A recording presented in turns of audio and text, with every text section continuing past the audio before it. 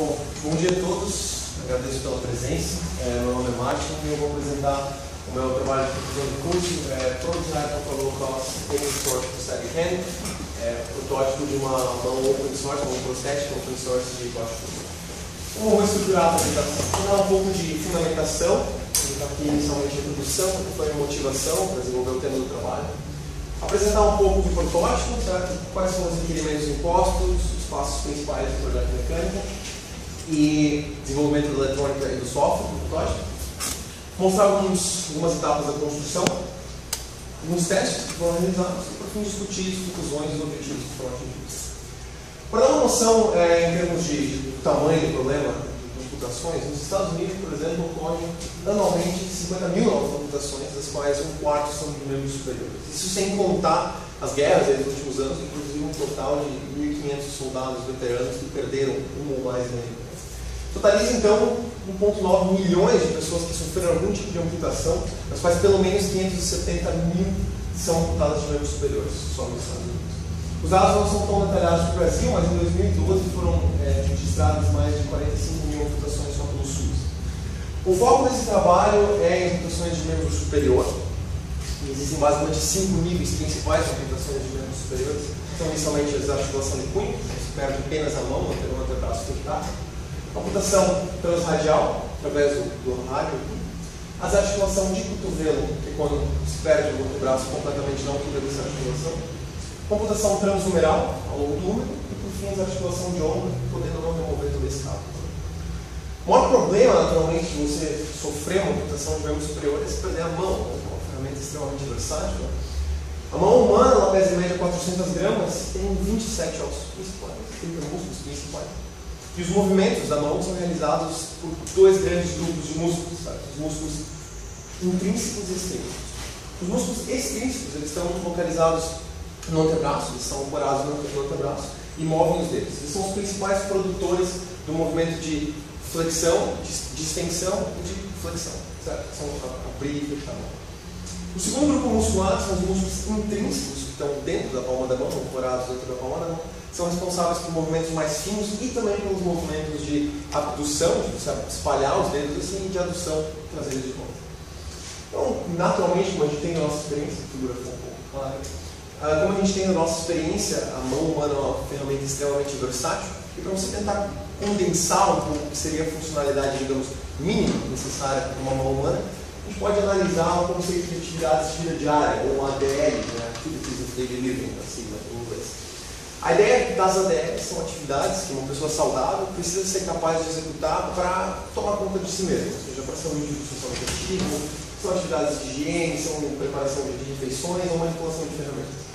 Estudando o comportamento da mão humana ao longo dessas atividades, é possível destilar, tem vários estudos que destilam o que seria um conjunto canônico de movimentações ou de poses que a mão tem que executar. A gente vai estar trabalhando com 7 nesse trabalho. São dois grandes grupos de preensões de precisão. Certo? Então, por exemplo, tem uma apreensão chamada bidigital, uma pose de beliscão, essencialmente, ou uma apreensão tridigital, que é a apreensão que se usa quando se escreve, por exemplo. E um outro grupo de preensões, de posições de mão, que são as de força, como o cilindro que você usa para segurar uma lata de cerveja. Então, para um amputado, hoje em dia, a quais dispositivos ele pode recorrer? Quais são os dispositivos prostéticos? Qual é o estado da arte? O estado da arte em próteses, atualmente, ele engloba 3 categorias principais de dispositivos. Primeiro, são dispositivos puramente cosméticos, são luvas de silicone ou estruturas estáticas usadas para esconder a falta de movimento.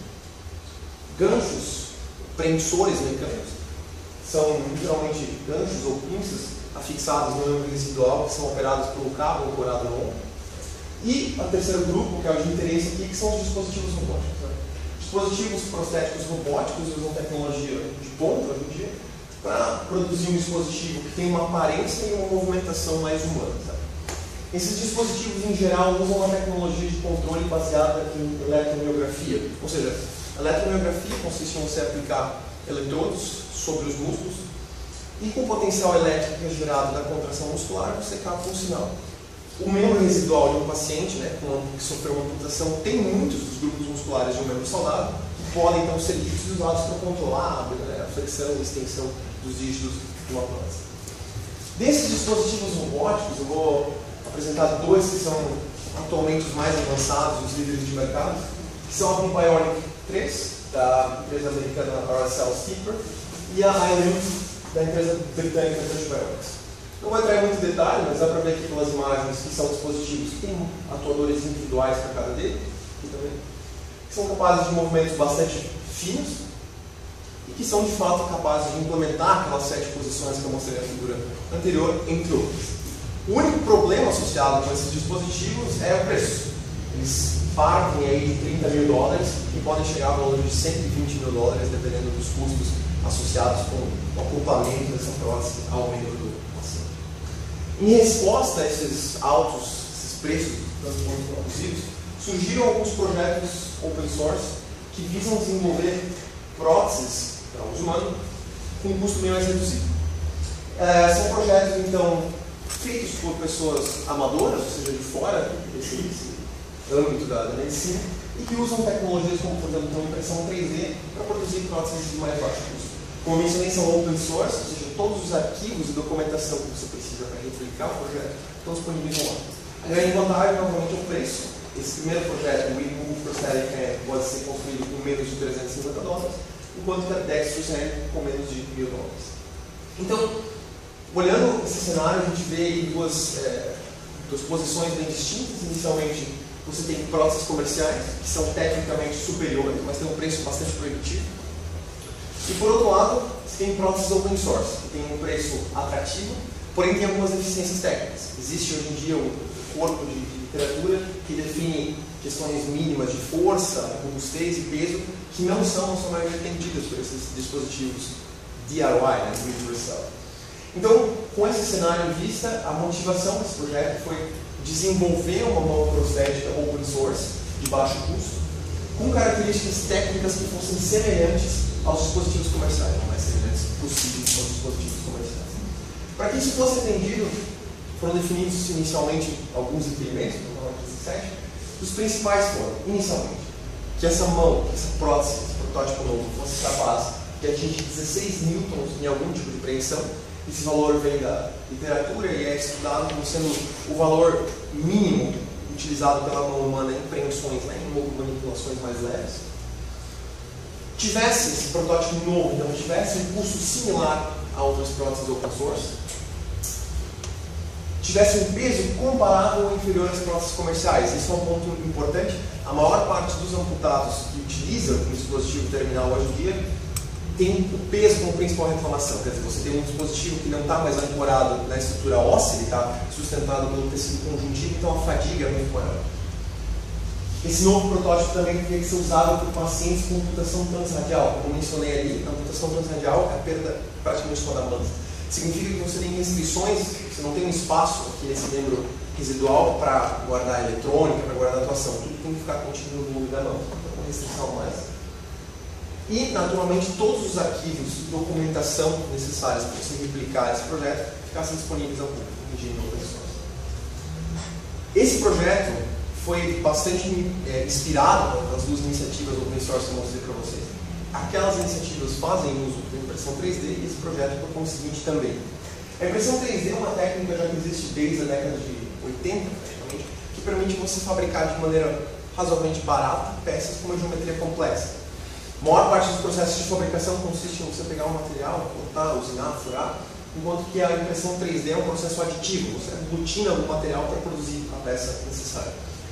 A impressão 3D tem se popularizado muito nos últimos anos com dispositivos que funcionam com um processo de deposição de material fundido, essencialmente uma máquina que move um cabeçote de impressão que parece uma pistola de cola quente que vai depositando plástico em camadas para formar o objeto desejado. Quando esse projeto iniciou, foi feita então uma pesquisa de mercado, procurando uma impressora aqui no mercado nacional que tivesse um bom custo-benefício. Não foi encontrada nenhuma, então a solução foi comprar os componentes individuais, projetar um modelo próprio e construir um modelo próprio. Então esse é o modelo da impressora que foi construído, foi projetado para a aplicação desse projeto e depois a impressora construída. Com a impressora concluída e funcional, a etapa seguinte foi entrar de fato no projeto do protótipo em si. E a primeira etapa foi, naturalmente, começar com o projeto mecânico dele. Do projeto mecânico, o primeiro passo foi projetar o os dedos do protótipo. E para isso foi feito um estudo de como funcionavam os dedos das próteses comerciais, líderes do mercado. Aqui é o dedo da prótese Island e aqui o dedo da Bionic. Se você olhar para uma humana, o dedo humano ele tem 4 graus de movimento. Então tem o grau de adução e abdução nessa primeira articulação de base, que também implementa um movimento de flexão e extensão. Existe um segundo grau de liberdade nessa articulação intermediária aqui de flexão e extensão. E um quarto grau de liberdade aqui passivo também de flexão e extensão na articulação distal. São muitos graus de liberdade para serem implementados num dispositivo robótico e acabar ficando caro e gerando um produto final pouco robusto. Então todos esses produtos aqui buscam reduzir a complexidade mecânica da implementação do dedo humano. Então, o primeiro passo para isso é ignorar o ângulo de adução e abdução. Os dedos são mantidos fixos em um ângulo, não existe esse movimento de forma ativa. Segundo, é você deixar a articulação distal interfalangiana, essa última do dedo aqui, fixa, com certo ângulo. Então, dá para ver aqui que a articulação fica fixa. Aí também a distal interfalangiana fica fixa. Outra alternativa para simplificar é acoplar o movimento da articulação proximal interfalangiana, TIP, ao movimento da articulação metacarpofalangiana, essa da base do dedo. Então, quando eu movo uma, eu movo a outra, certo? E a maneira mais comum de fazer esse acoplamento é com o uso de um mecanismo de 4 barras. Eu vou dar para ver bem claramente aqui no dedo da Bionic. Tem 1, 2, 3, 4 barras. São 4 elementos rígidos conectados por articulação. Então,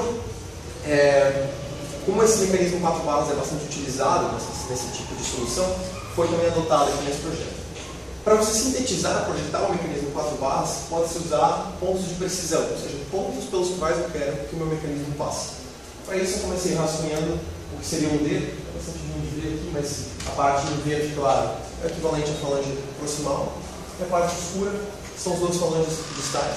Então, o dedo numa pose como se ele tivesse estendido, numa pose em gancho, e numa pose completamente flexionada, como se a mão tivesse fechada. Ficou bem ruim de ver aqui, mas se vocês voltarem, tem um ponto C e um ponto D. À medida que o ponto C e o ponto D se deslocam, eu tenho 3 instâncias do ponto C, uma aqui, uma ali, uma lá, 3 instâncias do ponto D, igualmente. Eu posso definir um círculo em torno dos pontos D, sumiu completamente ali, e outro círculo em torno dos pontos Cs. Me permite então desenhar as 4 barras do meu mecanismo de 4 barras.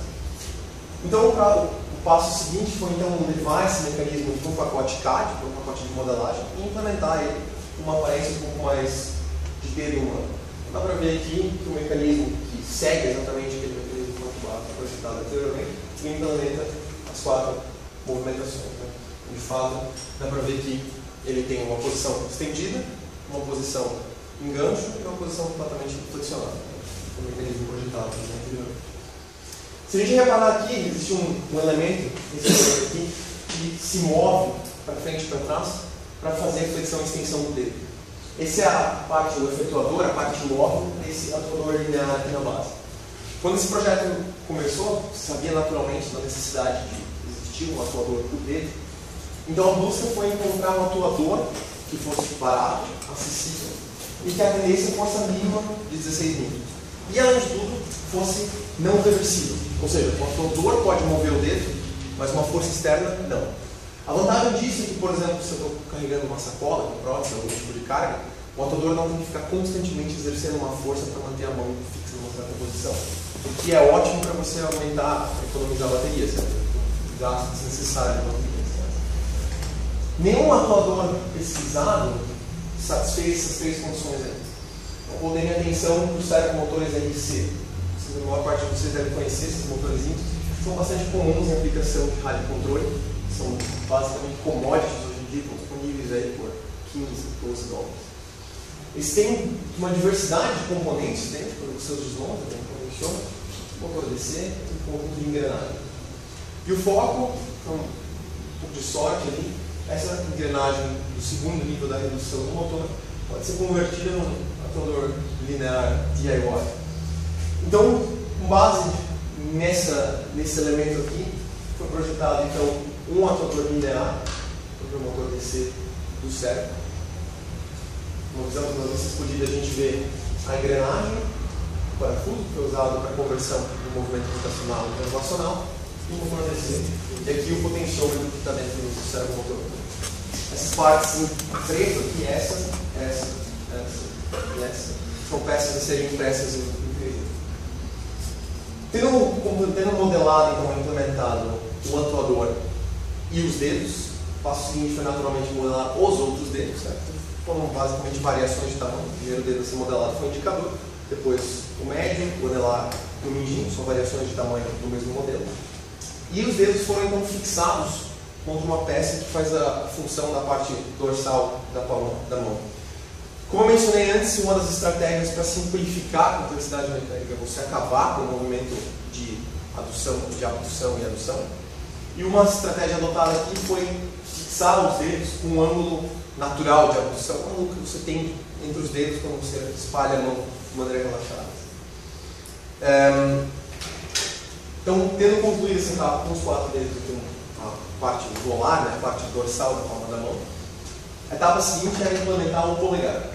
Se a gente prestar atenção no polegar humano, o polegar humano ele tem uma articulação dentro da palma da mão, que é uma junta esférica, são 2 graus de liberdade aqui, mais uma junta rotacional que permite flexão e extensão, e uma outra que também permite flexão e extensão. Então são 4 graus de liberdade no polegar, que novamente são difíceis de você implementar mecanicamente de uma forma robusta. Então a estratégia que é adotada em produtos comerciais, que foi adotada nesse projeto também, é de você implementar um polegar que tem um atuador nessa articulação metacarpo-falangiana, então fornecendo esse movimento de flexão e de extensão, e um eixo de rotação que aqui foi implementado com um pequeno servomotor, que tenta aproximar essa rotação e esse movimento de posição do polegar humano. Então são 2 graus de liberdade ao invés de 4. Com o protótipo concluído no ambiente CAD, a gente vê aqui as 7 preensões que o protótipo implementa. São exatamente as mesmas 7 daquela figura que eu mostrei no começo da apresentação. Então a gente vê aqui, por exemplo, a apreensão tridigital para escrita. Aqui, por exemplo, uma apreensão de gancho e uma simplesmente aqui. Então são os 2 grupos principais aí, as preensões de força e as preensões, são as preensões de precisão. Naturalmente, só a parte mecânica do protótipo é incapaz de se mover e realizar os problemas sozinho. Então, ainda a etapa subsequente foi projetar a eletrônica e o software de controle desse protótipo. A eletrônica teria que ser capaz, né, o hardware teria que ser capaz de atuar os 5 motores de corrente contínua em cada dedo e o servomotor da base do polegar, e ser minimamente capaz de ler cada um dos potenciômetros que estão posicionados dentro dos dedos para a medição da posição deles. E o software que vai estar embarcado nessa plataforma tem que ser capaz de coordenar a flexão e extensão dos dedos, alternar entre as preensões diferentes, entre as posições de mão diferentes, e responder aos comandos do usuário.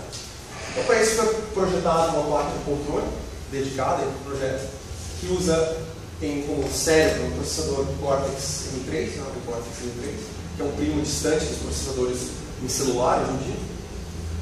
Tem 5 drivers de um motor de corrente contínua, ou seja, 5 circuitos integrados dedicados a atuar, ligar e desligar os motores de cada dedo.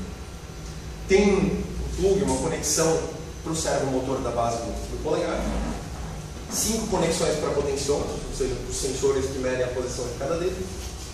E 2 interfaces de comunicação serial para receber os comandos do usuário. O processador, logicamente, vai estar rodando um software dedicado. Vou dar um breve overview da estrutura de software. Como eu mencionei, o software tem que estar realizando diversas tarefas ao mesmo tempo. Então, coordenar a flexão e extensão dos dedos, ler os inputs do usuário, etc. E a maneira mais simples de se implementar isso é com o uso de múltiplos fluxos de programas sendo executados paralelamente dentro do processador. Então, múltiplas threads. O software do protótipo está em implementação, então uma nomenclatura que está bastante genérica, thread 1, thread 2, thread 3. Mas são diversas execuções paralelas, cada uma responsável por uma tarefa. Estão sendo executadas em cima de um conjunto, que usa como base um conjunto de bibliotecas padrão para uso para acesso de motores, acesso de memória, e uma biblioteca também customizada do projeto, que implementa uma máquina de estados finitos que orquestra daí a funcionalidade dessas threads entre si. Tudo isso é possível graças ao FreeRTOS, que é um sistema operacional de tempo real para esses processadores embarcados. E por fim, toda essa estrutura usa um conjunto de bibliotecas fornecidas pelo fabricante do processador que abstrai um pouco as peculiaridades do processador. Com essa parte do projeto então concluída, naturalmente a primeira etapa foi começar a construção. A primeira coisa a ser construída foi um indicador funcional, um modelo funcional.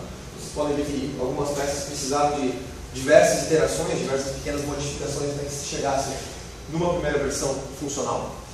Em seguida, foi feita a impressão e montagem do atuador linear do polegar, que é uma versão variável, uma versão um pouco diferente. O polegar montado aqui, e uma versão da mão completa, certo? Com os dedos fixos na mão.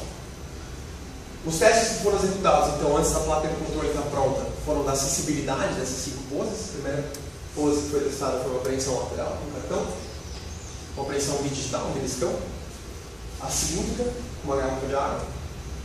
Aqui eu uso, é difícil de ver, mas tem uma faca ali, então eu uso desse ângulo de abdução para se segurar um objeto fino. E uma apreensão tridigital, né? A apreensão usada na esquerda. Outro teste que foi feito, o objetivo era que o protótipo fosse mais robusto do que os outros protótipos open source. Então se tomou um cuidado para que todas as peças do protótipo fossem impressas deitadas na mesa de impressão. Como eu mencionei antes, a impressão 3D cria um objeto em camadas. Então ele é mais forte ao longo das camadas do que entre elas. Então, essa peça, por exemplo, é a articulação, a falange proximal do dedo. Dá para ver que ela é impressa deitada de tal maneira que as articulações puxam dela ao longo das camadas. Então, eu fiz um teste de carregamento aqui, que a mão mesmo desenergizada aguentou uma carga de 4 kg sem maiores problemas. Eu tive mais dificuldade de segurar aqui na próxima. Como eu mencionei no começo, um objetivo desse projeto é de que o protótipo tivesse um desempenho comparável a outros produtos comerciais. Então, para iniciar a discussão de conclusões e resultados, a primeira etapa é comparar o protótipo Abibionic e a AIM. Em termos de peso, o protótipo tem 335 gramas, que representa 54% da Abibionic e 62% da AIM. A nível de velocidade angular, medida na articulação metacarpo-falangiana, o protótipo atinge um máximo de 56 graus por segundo, que representa 58% da velocidade da Abibionic e 93% da AIM. A força aplicada por dedo é de 6,3 newtons no máximo, novamente 43% de um protótipo e 83% de outro. Como mencionei, o mínimo de força era 16 em alguma apreensão, então 3 dedos trabalhando junto já excede esse mínimo requisitado. E o preço, por fim, da prótese do protótipo foi de $132, que é uma redução de mais de 200 vezes em relação à comparação dos outros dois protótipos. Então, a conclusão foi que, primeiramente, os requisitos foram de fato atendidos, os desempenhos são comparáveis, razoavelmente comparáveis com os outros protótipos comerciais. Naturalmente, o protótipo está ali, ele tem bastante cara de protótipo, existem vários trabalhos independentes em termos de terminar coberturas, de desenvolver o software. Mas, no momento, já no estado atual, ele tem uma redução de custo bastante significativa, sendo construído em uma unidade, com lotes maiores, o valor pode cair ainda mais. Naturalmente, que essa redução de custo está associada com o uso de materiais mais baratos, de componentes mais baratos, que implica que o protótipo é um pouco menos robusto, mas, como os custos são inferiores e os materiais são bastante acessíveis, é bastante fácil se imprimir uma peça que reimprimir uma peça que quebrou ou substituir um componente quebrado. Outra coisa, como o projeto é um projeto open source, esse protótipo pode ser customizado ao usuário em termos de funcionalidade, tamanho, etc., de maneira mais fácil. E por fim, é um projeto open source e os arquivos estão todos disponíveis no GitHub, quem quiser fuçar vai verificar sobre uma estatística. Para fechar a apresentação, eu vou mostrar um vídeo, eu não vou mostrar o vídeo, essas coisas tendem a não funcionar. Então eu vou mostrar um vídeo rapidamente do protótipo em funcionamento. O primeiro teste foi feito só com lado mínimo, controlando 2 motores e um cérebro. Então tem uma apreensão digital ali. E dá para ver que o atuador é bastante forte, porque o plástico é liso, a placa que foi ali, ela também é lisa, e eu consegui segurar a placa. Aqui é uma apreensão lateral, usada para segurar a placa de crédito, por exemplo. Isso foi feito, como eu mencionei, com Arduino, porque a placa de controle desenvolvida não estava pronta ainda. E esse próximo clipe é só um teste de funcionalidade, porque ontem, com a placa de comando dedicada. Então, são testes, todos eles estão podendo ser ativados simultaneamente agora. Já é possível ler esse funcionamento, mas ainda falta desenvolvimento no software para testar se vai realmente funcionar.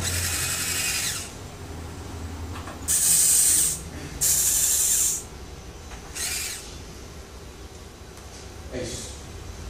Muito obrigado, Martin. A gente passa então a falar. Listener.